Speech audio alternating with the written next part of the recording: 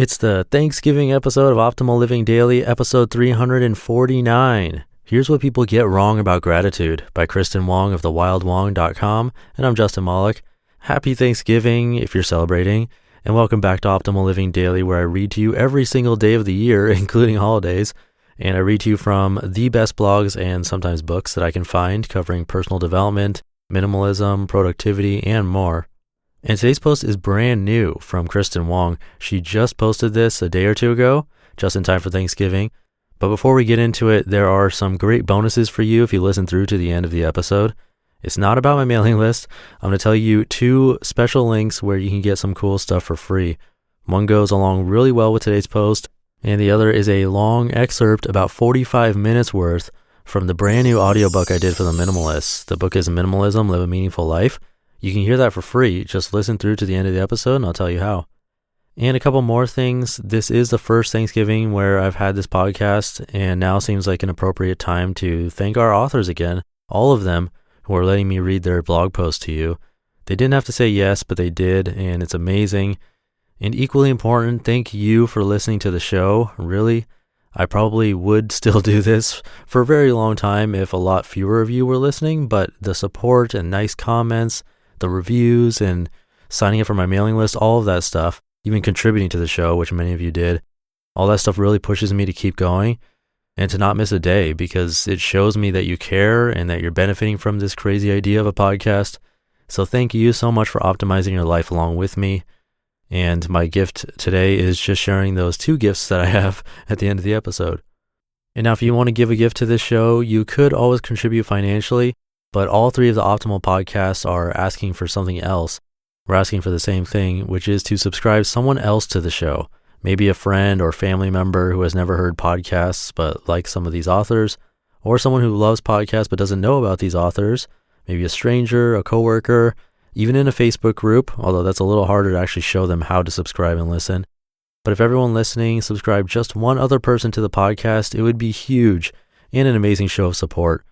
Thank you again, and with all of that, let's get to the post and start optimizing your life. Here's what people get wrong about gratitude by Kristin Wong of the wildwong.com. The election is over, and a lot of people are angry. If you're paying attention, it's not hard to see why. In the past couple of weeks, I've witnessed more blatant racial slurs, hate speech, and insensitivity than I have in years. And it probably shouldn't be surprising, but it is. We have a lot of work to do. Honestly, gratitude has been the last thing on my mind. I do think it's crucial right now, and I'll explain why, but I also think most people get it wrong. A lot of people will tell you to be grateful because someone else has it worse. You've heard that, right? Just be grateful you're not insert terrible thing here.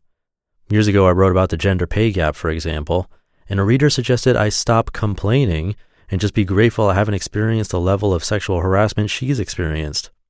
I agree, it's occasionally important to remember you probably have it better than someone else. However, that take on gratitude solves nothing. It's an entirely misguided approach. It assumes that by wanting something better, you're inherently ungrateful, as if goals and gratitude are mutually exclusive. It also distracts from the issue or problem at hand. Instead of taking action, you're guilted into remaining complacent. Finally, this approach to gratitude isn't gratitude at all. We shouldn't be grateful out of guilt or shame for wanting more wealth, success, or justice. We should be grateful because gratitude empowers us and can supercharge our efforts. And there's research to back that up. Gratitude makes you more resilient. A study in the Journal of Social Psychology found that positive emotions, including gratitude, can actually help people bounce back from trauma. Specifically, the study looked at how subjects coped with the terrorist attacks on September 11, 2001. Researchers wrote, quote, "Mediational analyses showed that positive emotions experienced in the wake of the attacks, gratitude, interest, love, and so forth, fully accounted for the relations between A, pre-crisis resilience and later development of depressive symptoms, and B, pre-crisis resilience and post-crisis growth in psychological resources. Findings suggest that positive emotions in the aftermath of crises buffer resilient people against depression and fuel thriving, consistent with the broaden and build theory," unquote. It seems pretty messed up to tell people to think positive after something terrible has happened. The point is not about being optimistic for the sake of optimism, though. It's about using optimism to help you survive. We all have our tragedies. During one of the lowest points in my life, I felt aimless and hopeless. My grades plummeted. I lost friends. Aside from therapy, the only productive way I could find to cope was embracing gratitude. It was simply a defense mechanism. I was emotionally drowning and I wanted to find a reason to be happy again, so I actively searched for reasons, even if it was just a bag of fries or a conversation with a stranger. Surprisingly, it helped. Like the study subjects, after a while practicing gratitude, sort of on accident, I started to feel more resilient. I still felt down, but not as down, and that gave me the energy to keep moving forward. Gratitude helps you regain control. Gratitude can help with resilience, and it can also help you feel powerful. For example, a few years ago when I was laid off, I went through the typical stages of grief one goes through when they lose a job. I felt mad, depressed, and confused. Finally, though, I learned to accept it, and what helped me more than anything in this stage of acceptance was gratitude. I remembered that life was still pretty good in a lot of ways. Once I did that, I started to feel oddly empowered. My internal locus of control returned, and I felt like I was in the driver's seat again. Psychologist Guy Winch touched on this concept in a recent TED Talk. The gist of it is that when we fail, we tend to beat ourselves up and look for a place to attach our blame. To combat this, he suggested gratitude. Quote, "I'm actually big on gratitude. I'm grateful every day for my health. I'm grateful every day for my relationships. And anytime you encounter a stumbling block or a failure, you have to remind yourself that you're capable." Unquote. Gratitude is a great way to remind yourself, as Winch says, that you're capable. It diverts your attention from the frustrating things you can't control, which makes it easier to focus on the areas in which you do have control and power. How to practice gratitude. Another study published in the Journal of Clinical Psychology, Gratitude as a Psychotherapeutic Intervention, researched the overall mental health benefits of gratitude and also touched on its untapped potential. The study read, quote, "Gratitude is a key, underappreciated quality in the clinical practice of psychology. Its relevance deriving from its strong, unique, and causal relationship with well-being. Having rarely been the focus of process-oriented clinical interest, a major therapeutic resource has gone untapped. Gratitude is both a pre-existing key strength with which the client can draw upon for healing, as well as an emerging quality stemming from the therapeutic relationship between client and therapist." Unquote. They also mentioned that embracing gratitude comes down to some, quote, "relatively easy techniques," unquote. For example, in this study, they include a simple journaling exercise. Write down a few simple things you're grateful for every day. Keep the habit alive by making it part of your daily to-do list. The study also suggests mindfulness meditation.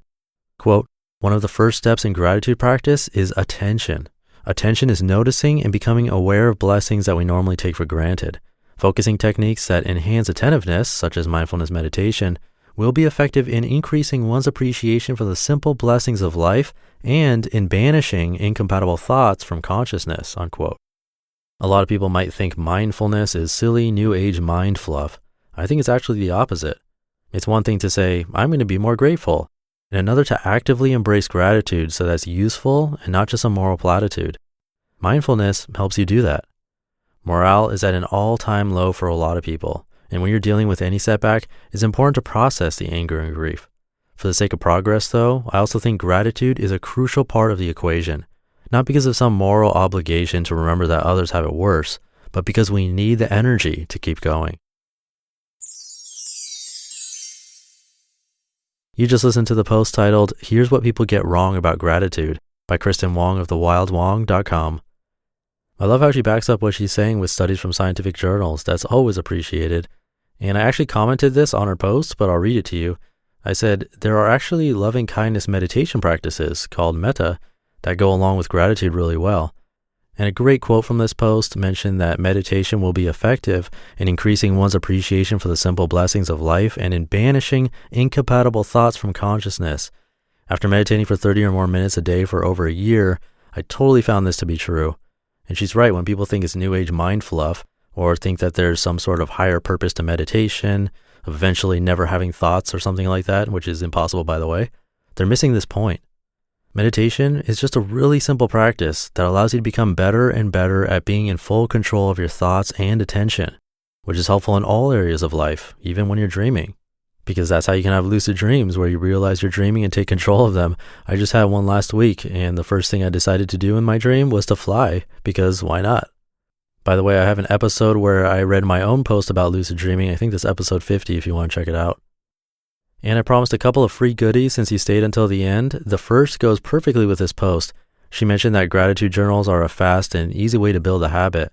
There's a printable PDF that's really pretty that you can hang up on your fridge or put next to your bed and fill in once a day. It'll work wonders if you do it every day. I've done it. You can get that at oldpodcast.com/thanks. And then the other thing is that as of today, the minimalists are gifting everyone with 45 minutes from the audiobook that I narrated for them, which is Minimalism, Live a Meaningful Life. That's an audiobook that I've never played on this show and it's never been available before. So if you want to hear a huge 45-minute sample from that audiobook, which is brand new, come by oldpodcast.com/minimalism. So again, your 2 freebies are available at oldpodcast.com/thanks and oldpodcast.com/minimalism. Neither requires an email address or money or anything like that. It's all free.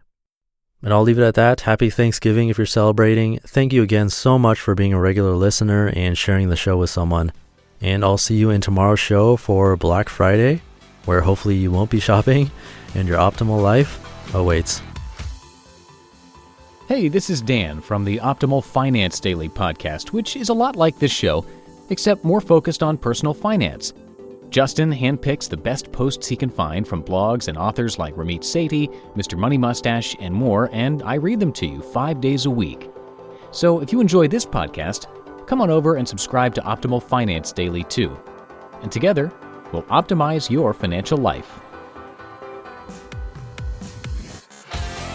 You've been listening to Optimal Living Daily. Be sure to hit the subscribe button to stay up to date on each new episode and head to oldpodcast.com. That's oldpodcast.com for a free gift as well as more actionable tips and resources to help you maximize your potential.